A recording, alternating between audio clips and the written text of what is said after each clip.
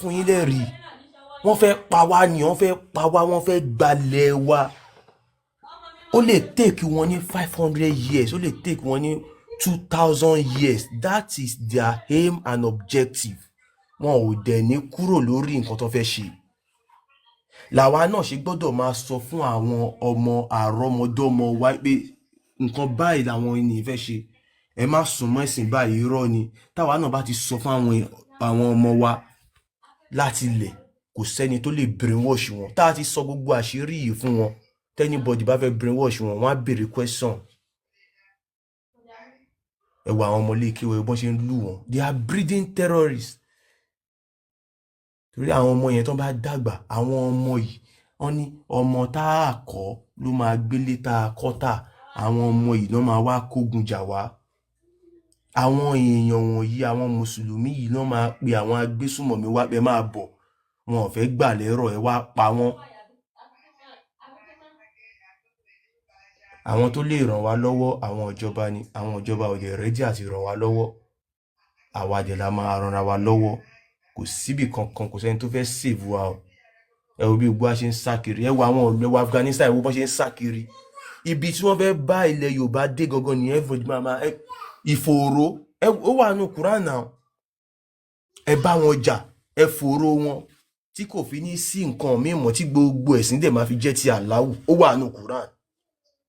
And these are things they want to do. Ayé ń sọ fún yín pé Allah ò ń ṣọlọ́run. Nǹkan burúkú ni, ajogun ni, wàhálà ni, fìtínà ni. Gbogbo ìgbà náà kọ́ ni a máa wá láà máa ka Quran. Ìgbà míì a ní láti jókòó ká bára wa sọ tọ̀rọ̀ pẹ̀lú gbogbo àwọn ẹ̀rí tá a rí. Ǹjẹ́ nǹkan yìí lè jọ Ọlọ́run? Ọlọ́run ò lè wá ràn wá lọ́wọ́ because Ọlọ́run ti fún wa ní everything ta need. Ó dẹ̀ fún wa ní brain. We have to do it ourselves. Ìlú tó bá máa dá àwọn ọ̀dọ́ ọbẹ̀ ló máa tún ṣe o. Àmọ́ báyìí nísìn, àwọn kìíní wọ́n ti fẹ́ sọ a lot of ọ̀dọ́, wọ́n ti fẹ́ sọ wá di ọ̀lẹ. Everybody kan wò pé ó jáyé orí mi jẹ́ gbádùn jàre. But àwọn ọmọ tẹ́ bílẹ̀ ló máa wá ṣe ilẹ̀ ló máa padà wá máa ṣépè fún yín lọ́la. Ẹlòmíì tó bá máa tún ayé wá, nígbà tí ẹ bá ti jàjà yẹn sìn tó bá máa tún ayé wá, á kàn bára ẹ̀ pọ̀ ẹrú náà ni. Kò jẹ́ sí nǹkan tẹ́rú fẹ́ ṣe. Ẹ jọ̀ọ́, ẹ jẹ́ ká mọ̀ nǹkan tá à ń ṣe. Ẹ máa bá wa gbìyànjú, ẹ máa bá wa share àwọn post wa. A máa rí àwọn post mi tí ó jẹ́ kó ti lọ viral. Àwọn èèyàn ní share. Kò dẹ̀ dáa. Because the only way tó lè go viral òun ni táwọn èèyàn bá share ẹ̀. Táwọn èèyàn bá share ẹ̀, táwọn èèyàn comment, ó máa go viral. Then ó máa mọ̀ pé definitely something is going on here. A máa gbìyànjú láti máa reply àwọn mùsùlùmí kọ̀ọ̀kan tó máa ń comment láti máa fún wọn ní reference because mo rí pé ọpọlọ wọn ti dọ́ta. Allah ti lé wọn lọ́kàn. Allah ti ṣì wọ́n lọ́nà. Kò dẹ̀ sí ẹni tí Allah bá ṣì lọ́nà bó ṣe sọ nínú Quran 14:4. Nínú Quran 4 verse 88. Ó ní ẹni tí òun Allah bá ṣì lọ́nà kò sẹ́nikẹ́ni tó lè fi mọ̀nà. Ó dàbí ní pé bẹ́ẹ̀ gẹ́gẹ́ ló ṣe rí báyìí. Allah ti ṣì wọ́n lọ́nà. Ó wá le díẹ̀ bá a ṣe ń try láti tì wọ́n sójú ọ̀nà. Àwọn olórí burúkú yìí wọ́n tún tira wọn sínú igbó. Pẹ̀lú ọjọ́ orí mi, èmi ò mọ̀ pé orí àwọn èèyàn lè burú báyìí o. Ọlọ́run, orí àwọn mùsùlùmí yìí ó lè sound bákan ẹni tó bá jẹ́ mùsùlùmí. Orí àwọn mùsùlùmí yìí orí wọn ti burú o. Tó jẹ́ ọmọ Yorùbá tó dẹ̀ ń gbọ́ ètò wa o. Tó dẹ̀ ń rí òdodo tá a fi hàn. Tó dẹ̀ sọ pé dandan àfi kí àwọn ìran Yorùbá kó kú sóko ẹrú. Tí kò dẹ̀ gbìyànjú kó kúrò lóko ẹrú. Kò sí nǹkan tí mo dẹ̀ fẹ́ sọ kọjá pé orí ẹ̀ ti burú. Torí tá a bá ti bá yín sọ lẹ́rọ̀, tá a bá yín fún yín evidence, tá a sọ lẹ́rọ̀, a ní láti máa wá bá yín fèpè tì báyìí. Tẹ́lẹ̀ mo máa ń wò pé kò yẹ ká mu ní líle. But ìgbà míì ó dà pé wọ́n ní iron sharpens iron. Ó dà pé irin sí irin la máa ṣe. Tá a bá ní ra bá yín gbé lọ́wọ́ ẹ̀rọ, tẹ́ẹ̀bà ti gbọ́ àtúbà yín fi èpè sí. Bóyá tá a bá fèpè sí fún yín, ẹ̀yin náà máa jókòó pé ẹ lérò pé ṣé kìí ṣe pé orí òun burú lóòótọ́. Pé nǹkan tẹ́yìn tó ń sọ yìí ṣé kìí ṣe pé bẹ́ẹ̀ ló fẹ́ rí. ṣé kìí ṣe pé Allah ti fẹ́ ba ayé òun jẹ́ lóòótọ́ because ẹni tí Muhammadu tó bá ń ṣe tá Allah bá ń ṣe nìkan òun ló máa ródodo ńlẹ̀ tó dẹ̀ máa sọ pé inú gbólóhùn fẹ́ lọ. Kò ń ṣojú lásán kò ń ṣojú lásán kò ń ṣojú lásán àwọn Fúlàní ẹ̀ ó dà yẹn pé nǹkan kan wà behind ẹ̀ àwọn èèyàn wa àwọn ọmọ Yorùbá dẹ̀ ní láti tètè wá nǹkan ṣe. A ní láti gbogbo nǹkan táwọn bàbá wa ń ṣe tẹ́lẹ̀ a ní láti máa gbé everything jáde ká máa ṣe ká tètè fọ̀lú mọ́ because ogun ń bọ̀ o. Sincerely speaking mi ò lè parọ́ fún yín o kò jẹ́ sí nǹkan tí ìjọba máa ṣe sí tó bá ṣẹlẹ̀. Ẹ wo nǹkan tó ṣẹlẹ̀ láìpẹ́ ní ìmí iṣẹ́ mo ṣe Zamfara ni àwọn Fúlàní lọ káyàn mọ́ wọ́n fẹ́ pa ẹni yẹn dẹ̀ ó dẹ̀ disarm Fúlàní yẹn ó gbàbọn lọ́wọ́ ẹ̀ ó dẹ̀ pa Fúlàní yẹn ó defend ara ẹ̀ wọ́n dẹ̀ tún gbé ẹni yẹn lọ court wọ́n tún dájọ́ ikú fẹ́ ẹni yẹn wọ́n dájọ́ ikú fẹ́ ẹni yẹn kẹ́ ẹ lè máa rí ibi tí problem wà pé for now if care is not taken àwọn people yìí wọ́n ti set wọ́n ti gbogbo plans wọn ti wà nílẹ̀ already ó dẹ̀ ń work out ó ń work fún wọn. The only thing tó fẹ́ achieve òun ni pẹ̀lú muslim ticket òun ni kan gbé ṣẹ̀ríà wọlé tí wọ́n dẹ̀ ń find it difficult tí mo dẹ̀ mọ̀ pé kò lè work. And this is time for us to stand up. Kò possible ọlọ́run ọba elétò lọ́lọ́run náà ọlọ́run ò lè òbí gan kò lè ní ọmọ kó fẹ́ rányàn sọmọ ẹ̀ kó wá rán elédè míì sọmọ ẹ̀ nígbà tó rí òbí yẹn tí ó rí ẹ̀ ò burú aláhùnṣọ ọlọ́run náà it's very clear pẹ̀lú gbogbo nǹkan tó wà nínú Quran gbogbo ilẹ̀ máa mọ̀ pé lórí burúkú ló ń sọ̀rọ̀ nínú Quran kò lè ever jọ lọ́hùn náà kò lè sọ fún yín pé tẹ́ ẹ bá rí Christian Jew ẹ bá jà ẹ pa kò lè sọ fún yín pé ẹni tí ò bá gbàgbọ́ nínú Allah ẹ pa kò lè sọ fún yín pé kẹ́ ẹ máa wọn kẹ́ ẹ máa gé wọn lọ́mọ ọ̀ka kò lè ní kẹ́ ẹ kàn wọ́n má gbélébù olórí burúkú ló máa sọ eléyìí ibẹ̀lẹ̀ máa ti mọ̀ pé Quran ó dàbí pé Quran ìwé tí báwo ní kí n ṣe sọ́nà system tí ẹ lè fi gbalẹ̀ tẹ́ lè fi jẹ ìlú run òun ni Quran tó bá ti gbé fún wọn ibẹ̀ ẹgbà ẹ lọ yá ẹ lọ máa lò ẹ máa jẹ̀lú yẹn run tó bá ti gba kíní yẹn lọ́wọ́ yẹn máa jẹ̀lú yẹn run díẹ̀díẹ̀ ní wẹ́rẹ́wẹ́rẹ́ ní kàn jẹ́lé náà fi ṣe ẹ máa brainwash wọn díẹ̀díẹ̀ báwo lẹ́ṣẹ̀ máa ka Lárúbáwá fún yín tẹ̀dẹ̀ máa ṣàmì does that make sense? Dr. Olu okay máa check because ìgbà míì kíní nǹkan máa ń fún mi lẹ́dẹ̀ẹ́ pé mo ń wò pé okay táwa bá ti escape through okay àwa ò sí Naija fine but a ṣe máa padà wá sí Naija okay ṣáwọn ọmọ mi ṣé mi ò ní kó wọn lọlé ni okay mo nílé Naija mo ní property Naija ṣó máa di tẹlòmíì ni nígbà táwọn olórí burúkú yìí tí wọn ò jẹ́ ká gbádùn báyìí tán ti ń wọnú ìlú tán ti ń wọnú ilé tán ti ń pààyàn tán ti ń gbalẹ̀ wọ́n ti capture Ọ̀yọ́ Ìsẹ́yìn báyìí Ìsẹ́yìn gan ti lọ because 90% wọn báyìí Fúlàní ni a ní láti jókòó ká ronú náà àwọn olórí burúkú yìí wá sọ pé ẹ máa pààyàn ẹ máa ṣe báyìí ẹ máa wọrí tẹ́ ẹ bá ti kú ẹ máa lọ sí àlùjọ náà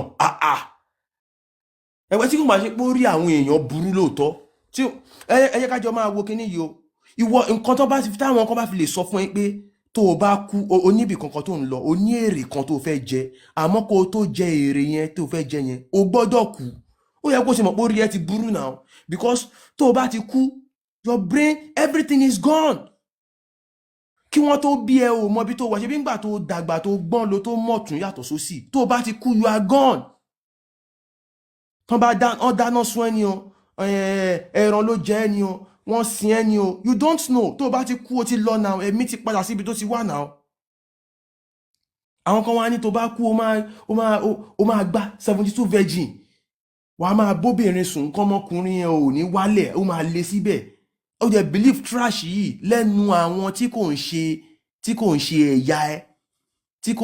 ẹ̀yà ẹ ó jẹ́ believe báwo lọ́lọ́run ṣe máa dá ẹ ní Yorùbá, ó jẹ́ Yorùbá, wọ́n wá sọ pé nǹkan tó fẹ́ máa jọ́sìn fún ó wà ní Mẹ́kà, o gbọ́dọ̀ sọ èdè àwọn Mẹ́kà, o gbọ́dọ̀ fèsì Kaaba, o gbọ́dọ̀ máa forí balẹ̀ fún lẹ́ẹ̀márùn lójúmọ́. Ọlọ́run ò lòrò tó lè yí náà. Iṣẹ́ ni ká ṣe, iṣẹ́ lògùn ṣẹ́. Ẹ wo níbi tá a bá dé yìí, ìgbà míì tá bá ti ka Quran díẹ̀, a ní láti jókòó ká tún sọ ká sòótọ́ ọ̀rọ̀ fúnra wa. Ẹni tí ó bá dé fẹ́ gbọ́ ká fi èpè sìn. Tá bá ṣe remove ẹ̀ ká tún wá fi èpè sìn. Because ọ̀rọ̀ wọn ò gbàdúrà. Torí èmi mọ̀ ìgbà àdúrà ò lè ṣe nǹkan kan. Common sense ni brain ẹ. Kò sádúrà tó fẹ́ gbà tó bá lọ school, tó bá kàwé, kó wá lọ ń gbàdúrà. Ọ̀yọ́ ló wà o. Ìgbà tí a fẹ́ máa wá sí ìlú òyìnbó, àwọn tá a jọ ṣe kò ń ṣèmi nìkan, a pọ̀ díẹ̀.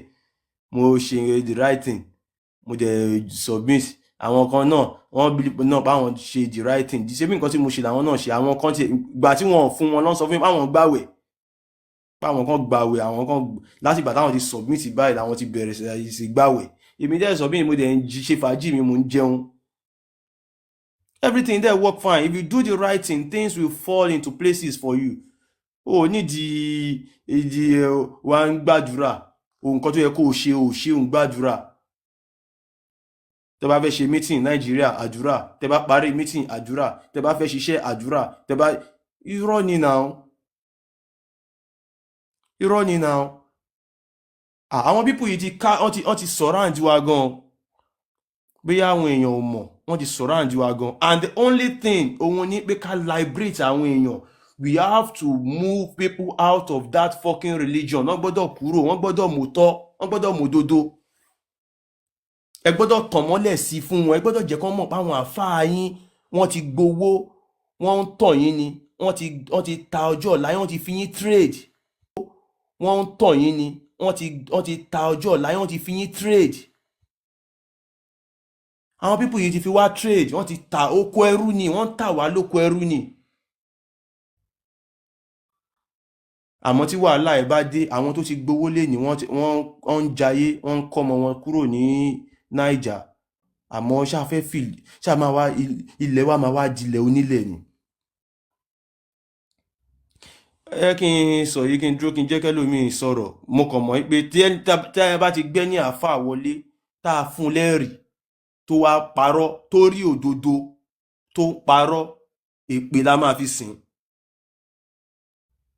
Èpè la máa fi sìn. Because time tá a wà yìí, this is the time to speak truth. A gbọ́dọ̀ sọ òdodo fúnra wa, a gbọ́dọ̀ sọ bó ṣe rí. Mi ò fẹ́ mọ ẹni náà tó jẹ́. Èmi náà tí mo wà ń bì, àwọn tó jẹ́yàn mi kan tán jẹ́ mùsùlùmí, wọ́n gbógun tèmi náà. Mo yarí ni, mo ní mi ò lè ródodo yìí kí n má sọ náà. Mi ò lè ródodo kí n má sọ. Mo dẹ̀ tún yìí máa sọ pé wèrè ló ń ṣe Islam. Ẹni tó rí ẹ̀ bá pé kan ò lè ṣe. Ìwé tán kọ́kọ́ fún ẹ tí kò ń ṣèdè ẹ, tó kà tó dẹ̀ rí pé tàn ni, tó dẹ̀ sọ fáwọn èèyàn pé kán máa ṣàmì, tó dẹ̀ correct wọn pé ìtàn ni kíní, tó rí pé kò sí ìtàn ẹnu kíní, tó dẹ̀ tún ṣe mislead àwọn èèyàn pé kán sì máa ṣe kíní. Ìtàn Kùréṣí, Allah tó wá láti Lárúbáwá, tó wà Olúwa lé Kábà, tó nójúbọ, tó dẹ̀ ń parọ́ fáwọn èèyàn pé Ọlọ́run ló wà ń bẹ̀. Irú ẹni bẹ́ẹ̀, àfáà tó bá sọ bẹ́ẹ̀, tó mọ òdodo, tó dẹ̀ ṣe ń pe Allah ní Ọlọ́run, irú ẹni bẹ́ẹ̀ tí aláàárọ̀ bá ní kó dáa fún, alálẹ́ ò ní jẹ́ kó dáa o. Tí ọjọ́ alẹ́ ẹlòmíì ó máa tàràkà ní ọ. Because bẹ́ẹ̀ ṣe mọ òótọ́ yìí, tẹ̀dẹ̀ ń kó wa sóko ẹrú, tẹ̀dẹ̀ ń kó wa sí wàhálà, tẹ̀dẹ̀ ń pe ogun wọnú ìlú wa, tẹ̀dẹ̀ ń fìyà jẹ wá, táwọn èèyàn ń jìyà, táwọn èèyàn ń tọrọ, àwọn ìyá yẹn ń tọrọ, wọ́n ti lé everybody kúrò lóko. Àwọn èèyàn ò lè dáko mọ́, ebi ń pa àwọn èèyàn. Láti jọ́ tí bá lọ sóko máa jẹun, a máa tún kó wá sí city. Ìsìn everybody ti jápa kúrò lóko. Orí burúkú dẹ̀dẹ̀ gbé wáyìí kò lè gbà wálẹ̀. kò sí nǹkan tá fẹ́ kà ń bẹ̀, Fúlàní ò lè kúrò lóko, kò sí nǹkan tá fẹ́ kà ń bẹ̀, tán bá yìnbọn á wọlé. Ẹ wá ní nǹkan tó jẹ́ tiwa, tó jẹ́ security fún wa, ká lọ dànù. Àwọn èèyàn wa ti dànù, àwọn èèyàn ti dànù. Ibi ṣe nǹkan tí mo máa ń ròyìn pé gbogbo àwọn nǹkan táwọn èèyàn ti dànù yìí ṣáà lè gẹ̀ẹ́tì ẹ̀ mọ́ ṣá. Àwọn èèyàn ti dà nǹkan agbára nù, wọ́n ti dànù. Ẹni kò da, wọ́n ní kán lọ sún, wọ́n lọ dànù. Ẹ wá gbéwé lásán, ẹ gbé lé wa lọ́wọ́, ẹ wá báyé wa jẹ́. Gbogbo ẹ̀yin tẹ́ lọ́wọ́ sí kinní, tẹ́ bá bí ìgbà ọmọ kò ní kú kan pẹ̀lú ìyà tẹ́ fi ń jẹ àwọn ọmọ Yorùbá yìí. Ẹ wo Benin, Benin ń ṣe ìṣẹ̀ṣe wọn, ẹ wo olú wọn bó ṣe dá. Bẹ́ẹ̀ gẹ́lẹ́ ló ṣe jẹ́ kílẹ̀ Yorùbá rí náà. Gbogbo àwa ń sá kiri, àwa ń sá kiri, àwa ń ṣerú kiri. A lè dúró lé, a ò lè lọlé. Ẹlòmíì ti wà ní òyìnbó, ti dàgbà, ó fẹ́ padà lọlé. Life ìlú òyìnbó easy now, boring life ni. Ẹlòmíì fẹ́ padà lọlé, kò lè lọlé. Ẹni kó máa kàwé Kùréṣì, kó máa ka Lárúbáwá, ìtàn Kùréṣì, ìtàn Lárúbáwá, kó máa ṣàmì, kó máa gbàwẹ̀, kó máa fi bí para wọn. Ẹlòmíì ti kórí. Ẹ ti ń gbàwẹ̀ for the past 20-30 years. Ìlú ò dá. Kò yẹ kí ẹ ti mọ̀ pé ìlú ò lè dá, àwẹ̀ kọ́ ló máa tún ṣe. Ẹ wo, mo sọ yìí, mo dúró, yẹ kẹ́ lómi sọ̀rọ̀.